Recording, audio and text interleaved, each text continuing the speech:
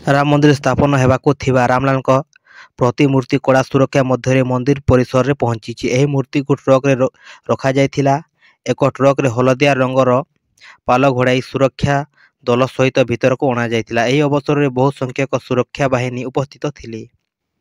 ଅନ୍ୟପକ୍ଷରେ ଗର୍ଭଗୃହରେ ପୂଜା ଆରମ୍ଭ ହୋଇଛି। ଏହି ଅବସରରେ ମୁଖ୍ୟ ଆୟୋଜକ ଅନିଲ ମିଶ୍ର ଏବଂ ମନ୍ଦିର ଟ୍ରଷ୍ଟର ସାଧାରଣ ସମ୍ପାଦକ ଚମ୍ପତ ରାୟ, ବହୁ ଆଚାର୍ଯ୍ୟ ଏବଂ ପଣ୍ଡିତ ଉପସ୍ଥିତ ଥିଲେ। ସେତେବେଳେ ଏହି ପ୍ରତିମାକୁ ମନ୍ଦିର ପରିସରକୁ ଅଣାଯାଇଥିଲା।